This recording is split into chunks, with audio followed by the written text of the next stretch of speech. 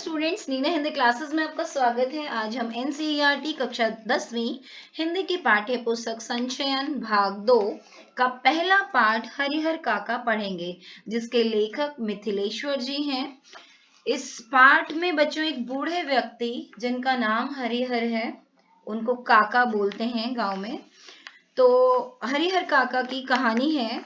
हरिहर काका का दरअसल कोई परिवार नहीं है, मतलब उनकी कोई पत्नी नहीं है, कोई अपनी संतान नहीं है। उनकी एक के बाद एक पत्नी, दो पत्नियों की मृत्यु हो जाती है और तीसरा विवाह वो नहीं करते, इसलिए उनकी कोई संतान भी नहीं है।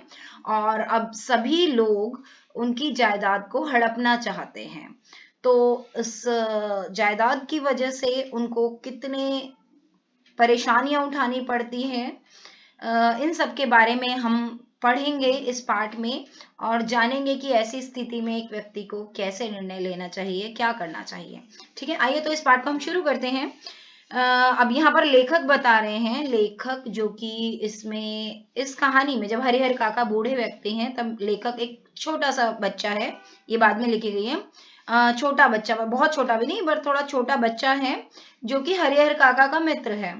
ठीक है, कहने का तात्पर्य कि लेखक स्वयं हरिहर काका के मित्र हैं। ये अभी बच्चे हैं लेकिन फिर भी हरिहर काका के मित्र हैं। तो अब लेखक इस कहानी को बता रहे हैं। वो कह रहे हैं, हरिहर काका के यहाँ से मैं अभी अभी लौटा हूँ। कल भी उनके यहाँ गया था, लेकिन न तो कल ही कुछ कह सके वो और ना ही आज। ठीक है, वो बता रहे हैं कि मैं अभी अभी हरिहर काका के यहाँ जाकर आया हूँ, लेकिन उन्होंने कल भी कुछ नहीं कहा और आज भी कुछ नहीं कहा। कहते हैं, जिन यंत्रणाओं के बीच वह घिरे थे, मतलब जिन परेशानियों के बीच वो घिरे थे और जिस मन स्थिति में जी रहे थे, उसमें आंखें ही बहुत कुछ कह देती हैं, मुंह खोलने की जरूरत नहीं पड़ती। कि जिस स्थिति से वो गुजर रहे थे, जो उनके मन की स्थिति थी, वो जो परेशानियां झेल रहे थे, उसकी वजह से मुंह खोल के उन्हें कुछ बताने की जरूरत नहीं, वो कितने दुखी थे, उनकी आंखें ही सब कुछ कह रही थी। तो कहने का तात्पर्य है कि जब हरिहर काका से लेखक मिलने जाते हैं तो हरिहर काका ने एक शब्द भी नहीं बोला, लेकिन फिर भी लेखक सब कुछ समझ गए। ठीक है, आगे वो बोलते हैं कि हरिहर काका की जिंदगी से मैं बहुत गहरे से जुड़ा हूं। मैं मतलब लेखक बहुत गहरे से जुड़ा है।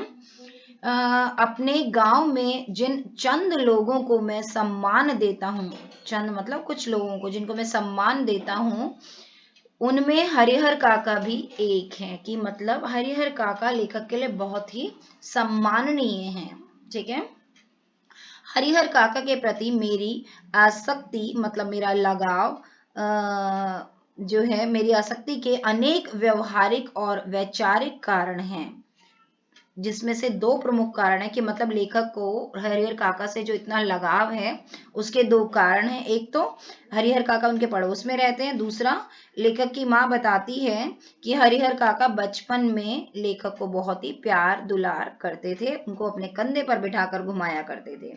ठीक है, एक पिता अपने बच्चे को जितना प्यार करता है, उससे कहीं अधिक हरिहर काका लेखक को प्यार किया करते थे।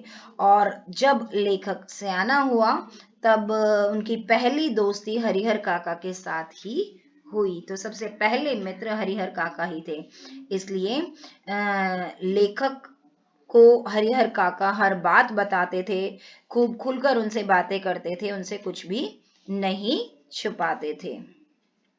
लेकिन फिलहाल लेखक से भी कुछ कहना उन्होंने बंद कर दिया है। मतलब वो बहुत ही परेशान थे, बहुत ही दुखी थे, अब वो किसी से बात नहीं करते थे।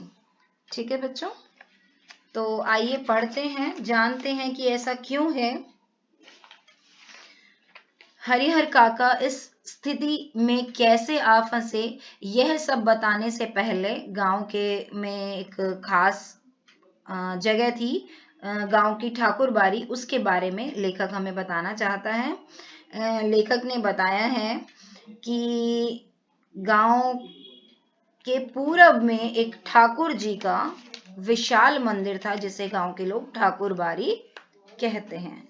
ठीक है, ठाकुर बाड़ी की स्थापना कब हुई इसकी ठीक ठीक जानकारी किसी को नहीं। इस संबंध में गांव में जो कहानी प्रचलित है वह यह है कि वर्षों पहले जब यह गांव पूरी तरह बसा भी नहीं था, कहीं से एक संत आया और आकर वहां एक झोपड़ी बना के रहने लगा। सुबह शाम ठाकुर जी की पूजा करता था, वो लोगों से मांग कर खा लेता था और पूजा पाठ की भावना जागृत करते रहते थे। ठीक है, बाद में लोगों ने चंदा देकर वहां ठाकुर जी का एक छोटा सा मंदिर बनवा दिया।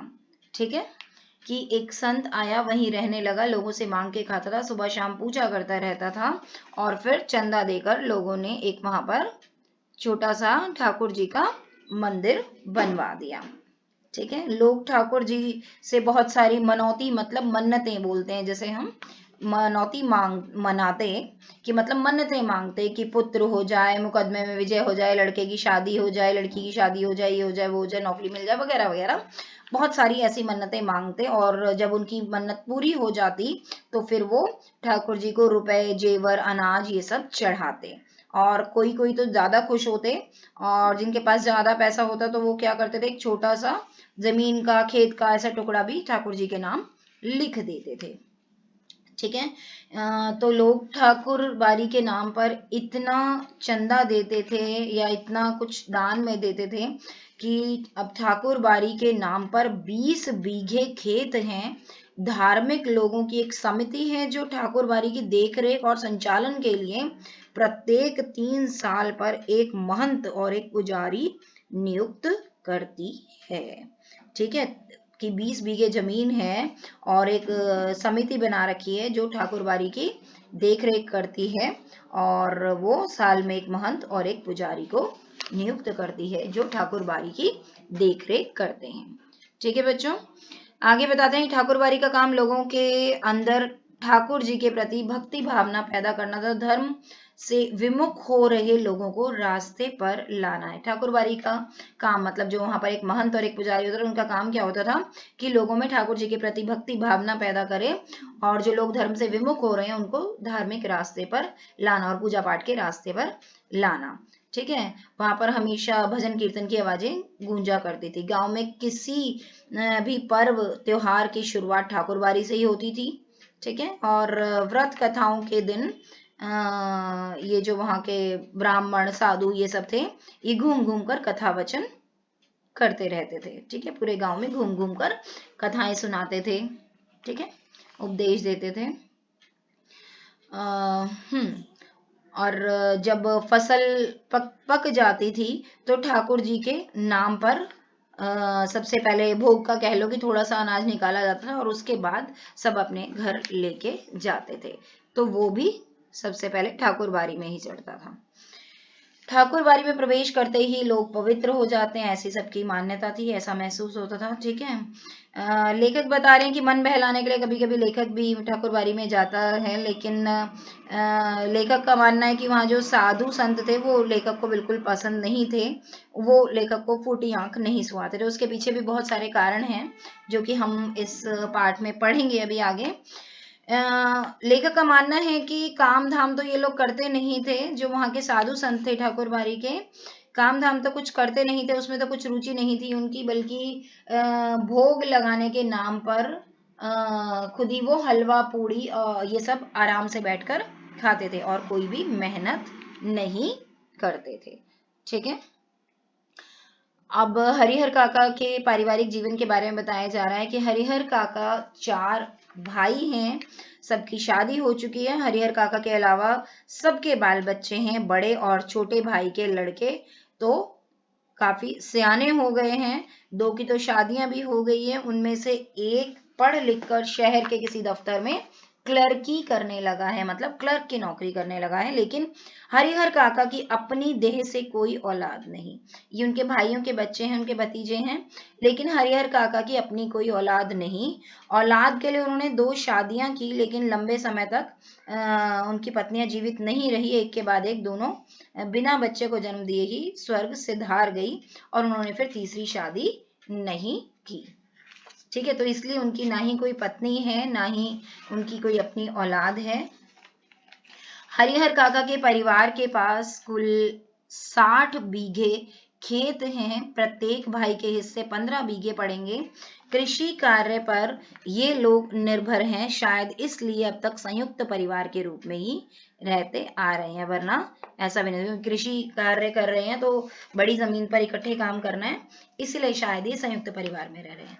ठीक है, तो यहाँ पर ये बता रहे हैं हरिहर काका का अपना कोई परिवार नहीं है, इसलिए वो भाइयों के परिवार के साथ ही रहते हैं। हरिहर काका के तीनों भाइयों ने अपनी पत्नियों को यह सीख दे रखी थी कि हरिहर काका की अच्छी तरह सेवा करें, समय पर उन्हें नाश्ता खाना सब देते रहें।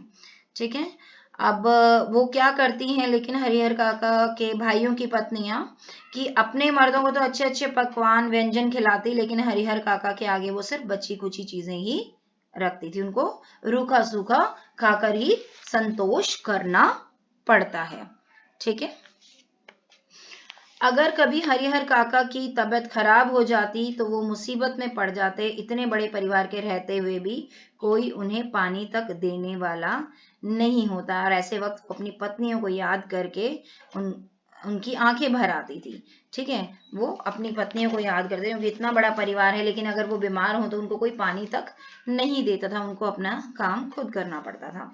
उस दिन हरिहर काका, हाँ अब एक बार की बात बता रहे हैं कि उस दिन तो हरिहर काका की सहन शक्ति जवाब दे गई। एक बार की बात है, क्या होता है, उस दिन शहर में क्लर्की करने वाले भतीजे का एक दोस्त गांव आया था। ठीक है, हरिहर काका का एक भतीजा शहर में क्लर्की कर रहा था, जैसा कि हमने पढ़ा, उसका एक दोस्त गांव में आया। उसी के आगमन के उपलक्ष्य में 2-3 तरह की सब्जी, बजके, चटनी, रायता आदि, मतलब ये सब पकवान बने। बीमारी से उठे हरिहर काका का मन स्वादिष्ट भोजन करने के लिए बेचैन था। मन ही मन उन्होंने अपने भतीजे के दोस्त की सराहना की, जिसके बहाने उन्हें अच्छी चीजें खाने को मिलने वाली थी, लेकिन ऐसा बिल्कुल भी नहीं हुआ। उन्हें लगा कि भतीजे का दोस्त आया, इतने सारे पकवान बने हैं और लेखक तो अभी बीमारी से उठे हैं, जब वो सही से खा भी नहीं पा रहे थे तो शायद उन्हें अच्छा खाना मिलेगा, लेकिन ऐसा बिल्कुल नहीं हुआ। हरिहर काका को बिल्कुल भी अच्छा भोजन नहीं परोसा गया। सबने खाना खा लिया, बल्कि उनको कोई पूछने तक नहीं आया, और तीनों भाई तो खाकर खलिहान में चले गए। ठीक है, अंत में हरिहर काका ने स्वयं दालान में कमरे से निकलकर भाइयों की पत्नी से खाने के बारे में पूछा, तो उन्होंने क्या किया, रूखा सूखा भोजन उनको परोस दिया, जिसमें भात, मट्ठा और अचार था। अब हरिहर काका को गुस्सा आया, उनके बदन में जैसे आग सी लग गई। उन्होंने थाली उठाकर बीच आंगन में फेंक दी, क्योंकि उनको बहुत भूख लग रही थी और उनके सामने रूखा सूखा भोजन परोसा गया। उनको बहुत गुस्सा आया। हरिहर काका गरजते हुए हवेली से दालान की ओर चल पड़े और फिर चिल्लाए, कहते हैं कि समझ रही हो कि मुफ्त में खिलाती हो, तो अपने मन से इस बात को निकाल देना। मेरे हिस्से के खेत की पैदावार इसी घर में आती है, उसमें तो मैं 2-4 नौकर रख लूं, आराम से खाऊं, तब भी कमी नहीं होगी। मैं अनाथ और बेसहारा नहीं हूं। मेरे धन पर तो तुम सब मौज कर रही हो, लेकिन अब तो तुम सबों को बताऊंगा आदि। ठीक है, इस तरीके का वो चिल्लाते हैं भाइयों की पत्नियों पर, जो उनको रूखा सूखा खाना परोस देती हैं। उनको बहुत गुस्सा आता है और वो कहते हैं कि ये मत सोचना कि मेरे को ऐसे ही मुफ्त में खिला रही हो, मेरे नाम पर इतनी जमीन है और मेरा हिस्सा जो आता है खेतों से वो इसी घर में लगता है। ठीक है, हरिहर काका जिस वक्त यह सब बोल रहे थे, उस वक्त ठाकुर बाड़ी के पुजारी जी उनके दालान पर ही विराजमान थे, मतलब उनके घर में ही थे। वार्षिक हुमाद, हुमाद मतलब उनकी अच्छा, उसी वार्षिक मतलब हवन में प्रयोग होने वाली सामग्री, उसके लिए वह घी और घी और शकील लेने आए थे। लौटकर उन्होंने महंत जी को विस्तार से के साथ सारी बताई।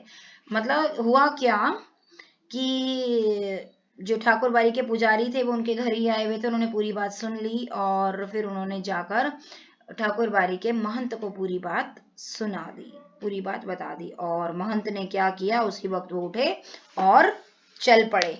रास्ते में ही हरिहर काका उनको मिल गए। गुस्से में घर से निकल वह खलिहान की ओर जा रहे थे जहाँ पर उनके भाई काम कर रहे थे। तो कौन, हरिहर काका जा रहे थे, लेकिन महंत जी ने उन्हें खलियान की ओर नहीं जाने दिया, अपने साथ ठाकुर बारी पर लेते आए। फिर एकांत कमरे में उन्हें बैठा खूब प्रेम से समझाने लगे। कौन, महंत जी हरिहर काका को समझाने लगे कि हरिहर यह सब माया का बंधन है, तू तो धार्मिक प्रवृत्ति का आदमी है, तू इस बंधन में कैसे फंस गया। ईश्वर में भक्ति लगाओ, उसके सिवाय तुम्हारा अपना कोई नहीं, पत्नी बेटे भाई बंधु सब स्वार्थ के साथी हैं। जिस दिन उन्हें लगेगा कि तुमसे उनका स्वार्थ सधने वाला नहीं, उस दिन वे तुम्हें पूछेंगे तक नहीं। ठीक है, तो महंत जी जो हैं वो हरिहर काका को कह रहे हैं कि ये सब मोह माया है, सांसारिक जीवन, और ये रिश्तेदार सब दिखावे के हैं। जब उनको पता चलेगा कि तुम उनको कुछ नहीं दोगे तो वो तुम्हें पूछेंगे तक नहीं। तुम्हारे हिस्से में 15 बीघे खेत हैं, उसी के चलते तुम्हारे भाई के परिवार तुम्हें पकड़े हुए हैं। तुम एक दिन कहकर तो देख लो कि अपना खेत उन्हें न देकर दूसरे को लिख दोगे, वह तुमसे बोलना तक बंद कर देंगे। ठीक है, ऐसा महंत जी हरिहर काका को बोल रहे हैं। आज कह देता हूं, तुम अपने हिस्से का खेत ठाकुर जी के नाम पर लिख दो। ठीक है, अब महंत जी क्या कर रहे हैं, ध्यान से समझना बच्चों। महंत जी हरिहर काका को कह रहे हैं कि अपने हिस्से का खेत किसके नाम कर दो, ठाकुर जी के नाम पर लिख दो। मतलब ठाकुर बारी के नाम पर हो जाएगा तो इनडायरेक्टली उनको ही मिल जाएगा। किनको, महंत को, पुजारियों को, ठीक है, इन सबको मिल जाएगा, और अपने परिवार को ना दें, ऐसा महंत जी सलाह देते हैं। बैकुंठ को प्राप्त करोगे, तीनों लोकों में तुम्हारी कीर्ति जगमगा उठेगी, साधु संत तुम्हारे पांव पखारेंगे, अपनी शेष जिंदगी तुम इसी ठाकुर बारी में गुजारना, तुम्हें किसी चीज की कमी नहीं होगी, सब तुम्हें सिराखों पर बिठाकर रखेंगे। ठाकुर जी के साथ साथ तुम्हारी आरती भी लगाएंगे। पता नहीं पूर्व जन्म में तुमने कौन सा पाप किया था कि तुम्हारी दोनों पत्नियां अकाल मृत्यु को प्राप्त हुई। आगे कहते हैं महंत जी कि मैं अपने लिए तो तुमसे मांग नहीं रहा हूं, तुम्हारा यह लोक और परलोक दोनों बन जाए, इसकी राह मैं तुम्हें बता रहा हूं। ठीक है, मतलब सारी सलाह भी दे दी कि ठाकुर बारी के नाम कर दो सब, अपनी जमीन और खेत, और अंत में ये भी कह दे कि मैं अपने लिए नहीं मांग रहा, सिर्फ तुम्हारे लिए ही कर रहा हूं कि तुम्हारा लोक परलोक दोनों बन जाए, मतलब तुम्हारा सब अच्छा हो जाए। अब हरिहर काका देर तक महंत जी की बात सुनते रहे, सारी बातें सुनते रहे, और फिर महंत जी की बातें उनके मन में बैठती जा रही थी। ठीक तो फिर वो सोचते हैं कि ठीक तो कह रहे हैं महंत जी, कौन किसका है, 15 बीघे खेत की फसल भाइयों के परिवार को देते हैं, तब तो कोई पूछता नहीं, अगर कुछ ना दें तो क्या हालत होगी। फिर वो सोचते हैं कि ठाकुर जी के नाम लिख देंगे तो पुश्तों तक लोग याद करेंगे। लेकिन यह सोचते हुए फिर वो सोचते हैं, साथ साथ ये भी सोचते हैं कि भाई का परिवार तो अपना ही होता है, उनको ना देकर ठाकुर बारी में दे देना तो परिवार के साथ धोखा और विश्वासघात होगा। ठीक है, ऐसा वो सोचते हैं। कौन, हरिहर काका। पर लेकिन महंत जी अपनी सफलता पर मन ही मन बहुत खुश होते हैं कि उन्होंने सही काम करा। अब आगे क्या करते हैं, वो इनको अपने साथ, क्योंकि ठाकुर बारी में ले जाते हैं महंत जी, किसको, हरिहर काका को, और एक साफ सुथरे कमरे में इनका पलंग लगवा देते हैं, बिस्तर करवा देते हैं, और इनके लिए अच्छे से विशेष भोजन की व्यवस्था करवाते हैं। हरिहर काका को महंत जी एक विशेष उद्देश्य से लेकर गए थे, इसलिए ठाकुर बारी में अचानक से चहल पहल शुरू हो गई। इधर शाम को हरिहर काका के भाई जब खलिहान से लौटे तब उन्हें इस दुर्घटना का पता चला। पहले तो अपनी पत्नियों पे वे खूब बरसे, फिर एक जगह बैठकर चिंता मग्न हो गए।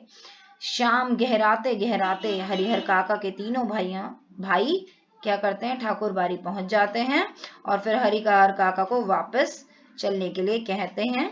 इससे पहले कि हरिहर काका कुछ कहते हैं, महंत जी बीच में आ गए और कहते हैं कि अभी ये बीमारी से उठा है, अभी इसको यहीं रहने दो।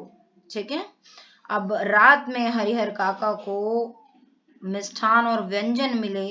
इधर हाँ मतलब इतना अच्छा अच्छा भोजन परोसा जा रहा है, उनका इतना ख्याल रखा जा रहा है, तो ठाकुर बारी में रोक लिए, भाइयों के साथ नहीं जाने दिया महंत जी ने हरिहर काका को। और रात को उनको अच्छे अच्छे मिष्ठान और व्यंजन परोसते हैं। ठीक है, जिसमें घी टपकते, मालपुए, रस बुनिया, लड्डू, छेने की तरकारी, दही, खीर वगैरह वगैरह। ठीक है। और उधर तीनों भाई रात भर नहीं सो सके और उनके दिमाग में चल रहा था 15 बीघे खेत। सुबह तड़के ही तीनों भाई पुनः ठाकुरबाड़ी पहुंचे। हरिहर काका के पांव पकड़ रोने लगे, अपनी पत्नियों की गलती के लिए माफी मांगी और उन्हें दंड देने की बात कही। साथ ही खून के रिश्ते की माया फैलाई। हरिहर काका का दिल पसीज गया, वह पुनः अपने घर वापस लौट आए। ठीक है, भाइयों के साथ लौट आए, उनके चिकनी चुपड़ी बातों में आ गए। अपने घर पर अब इस बार उन्होंने जो बदलाव देखा उसने उन्हें आश्चर्य में डाल दिया। घर के छोटे बड़े सभी उन्हें सिराकों पर बिठाने लगे, उनके लिए अच्छे अच्छे पकवान बनाने लगे, बिना किसी के कुछ बताए। गांव के लोगों को भी असली तथ्य के बारे में लेकिन स्वयं पता चल गया। अब क्या हुआ, हर जगह सिर्फ एक ही प्रसंग था, एक ही बारे में बात होती थी कि हरिहर काका को अपनी जमीन ठाकुर जी के नाम लिख देनी चाहिए। और कुछ लोग क्या कहते थे कि नहीं, अपने भाइयों के नाम, क्योंकि भाई उनका परिवार है, उनके नाम लिख। मतलब सभी लोग अलग अलग अपनी अपने बातें करते हैं। कोई कहता है कि ठाकुर बाड़ी के नाम लिखे, कोई कहता है कि भाइयों के नाम लिखे। ठीक है।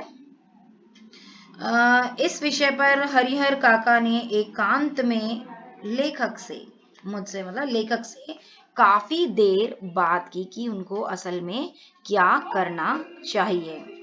ठीक है, बहुत देर तक बात की। अंततः लेखक और हरिहर काका इस निष्कर्ष पर पहुंचे कि जीते जी अपनी जायदाद का स्वामी किसी को बनाना ठीक नहीं होगा, चाहे वह भाई हो या मंदिर का महंत। ठीक है, कि जीते जी जो है हरिहर काका किसी को भी अपनी जमीन जायदाद का मालिक ना बनाए, किसी के भी नाम ना करें, क्योंकि अभी वो जीवित हैं, क्यों किसी और के नाम करना है। अपने भाइयों को उन्होंने समझा दिया, मर जाऊंगा तो अपने आप मेरी जमीन तुम्हें मिल जाएगी, जमीन लेकर तो जाऊंगा नहीं, इसलिए लिखवाने की क्या जरूरत। सही बात है, वो जीवित हैं, जीवित नहीं रहेंगे तो अपने आप ही भाइयों को मिल ही जाएगी, फिर लिखवाने की क्या जरूरत है। अब दूसरी ओर महंत जी को लग रहा था कि हरिहर काका धर्म संकट में पड़ गया है। अब महंत जी के अपने दिमाग में कुछ उधेड़-बुन चल रही थी। वो कह रहे थे, सोच रहे थे कि हरिहर काका धर्म संकट में पड़ गए हैं।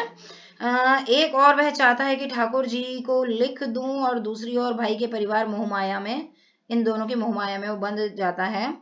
इस स्थिति में हरिहर काका का अपहरण कर उनसे जबरदस्ती लिखवा लेना ही एक विकल्प महंत को नजर आता है। वाह, ध्यान से सुनो बच्चों, समझो कि कैसा युग है, लोग कैसे हैं। जो महंत उन्हें इतने आराम से लेकर गया ठाकुर बाड़ी में, उनकी आओ भगत की, उनके लिए बिस्तर लगाया, उनको अच्छे अच्छे पकवान खिलाए, अब वो क्या सोच रहे हैं कि हरिहर काका अपने ही भाइयों के नाम ना लिख दे जमीन, इसलिए उनका अपहरण कर लेना और उनसे जबरदस्ती दस्तखत करवा लेना ही सही होगा। और कहा वो मंदिर के महंत हैं और ऐसी बात सोच रहे हैं।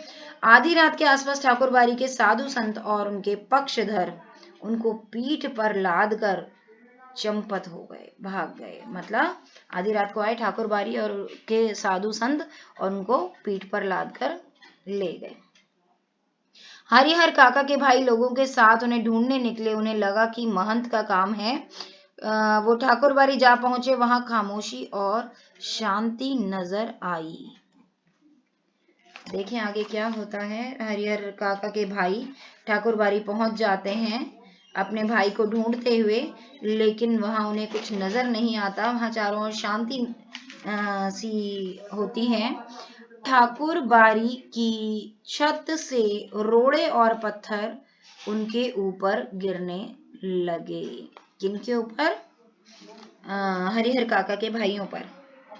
वे तितर बितर होने लगे, इधर उधर बिखरने लगे, अपने हथियार संभाले, लेकिन हथियार संभालने से पहले ही ठाकुरबाड़ी के कमरों की खिड़कियों से फायरिंग शुरू हो गई। एक नौजवान के पैर में गोली लग गई, वह गिर गया, क्योंकि उनके भाई और बहुत सारे गांव के और भी लोग गए थे ना, एक व्यक्ति गिर गया। उसके गिरते ही हरिहर काका के भाइयों के पक्षधर भाग चले, जो भी उनके साथ गए थे। सिर्फ वे तीनों भाई बचे रह गए। अपने तीनों के बूते इस युद्ध को जीतना उन्हें संभव नहीं जान पड़ा, इसलिए वे कस्बे के पुलिस थाने की ओर दौड़ पड़े। उनको लगा कि हम तीनों मिलकर तो इनको नहीं जीत पाएंगे, क्योंकि वहां पे फायरिंग वगैरह हो रही है। तो वो पुलिस थाने जाते हैं। इधर ठाकुरबाड़ी के भीतर महंत और उनके कुछ चंद विश्वासी साधु सादे और लिखे कागजों पर अनपढ़ हरिहर काका के अंगूठे के निशान जबरन ले रहे थे, जबरदस्ती उनसे अंगूठे के निशान ले रहे थे। कौन? ठाकुरबाड़ी के महंत और बाकी के साधु। हरिहर काका तो महंत के इस व्यवहार से जैसे आसमान से जमीन में आ गए थे। उन्होंने सपने में भी कभी नहीं सोचा था कि महंत जी ऐसा रूप भी कभी दिखाएंगे उनको, कि ऐसे रूप में भी कभी आएंगे। एक और ठाकुरबाड़ी के भीतर जबरन अंगूठे का निशान लेने और पकड़कर समझाने का कार्य चल रहा था, तो दूसरी ओर हरिहर काका के तीनों भाई सुबह होने से पहले ही पुलिस की जीप के साथ ठाकुरबाड़ी आ पहुंचे। ठीक है, उनके भाई पुलिस की जीप के साथ ठाकुरबाड़ी आ गए। पुलिस के जवान ठाकुरबाड़ी की तलाशी लेने लगे। एक साधु के अलावा कोई दूसरा ठाकुरबाड़ी में नहीं मिला। ठीक है, कि वो तलाशी लेने लगे पुलिस के जवान, लेकिन कोई भी नहीं मिला। सिर्फ एक साधु मिला, एक वृद्ध साधु। ठीक है, एक वृद्ध साधु मिला और कोई भी नहीं मिला। एक कमरे के बाहर बड़ा सा ताला लटक रहा था। पुलिस और हरिहर काका के भाई सब वहीं एकत्र हो गए। उस कमरे की कुंजी मतलब चाबी की मांग वृद्ध साधु से की गई, लेकिन उसे साफ कह दिया कि मेरे पास चाबी नहीं है। ठीक है, एक कमरे के बाहर क्या था? बड़ा सा ताला लटक रहा था। तो पुलिस ने और हरिहर काका के भाइयों ने उसकी चाबी मांगी उस वृद्ध साधु से, लेकिन उसने कह दिया कि मेरे पास इसकी चाबी नहीं है। उससे पूछा गया कि कमरे में क्या है, तो उसने जवाब दिया कि इसमें अनाज है। अचानक लेकिन क्या होता है कि उस कमरे के दरवाजे को भीतर से किसी के धक्का मारने की आवाज सुनाई दी, कि कोई धक्का मार रहा है। ताला तोड़कर कमरे का दरवाजा खोला गया। कमरे के भीतर हरिहर काका जिस स्थिति में मिले, उसे देखकर उनके भाइयों का खून खौल उठा। ठीक है, ताला तोड़कर दरवाजा खोला गया तो उसमें हरिहर काका थे और बहुत ही बुरी हालत में थे। देखो, आप देख सकते हो जैसा कि चित्र में दिखाया गया है कि पुलिस के जवान, हरिहर काका के भाई और बाकी सब लोग दरवाजे के बाहर खड़े हैं। ताला तोड़ दिया गया और हरिहर काका बहुत ही बुरी हालत में रेंगते हुए उस कमरे से बाहर आने की कोशिश कर रहे हैं। हरिहर काका के हाथ और पांव तो बांधे ही गए थे, उनके मुंह में कपड़ा ठूंस दिया गया था और वो जमीन पर लुढ़कते हुए दरवाजे तक आ रहे थे।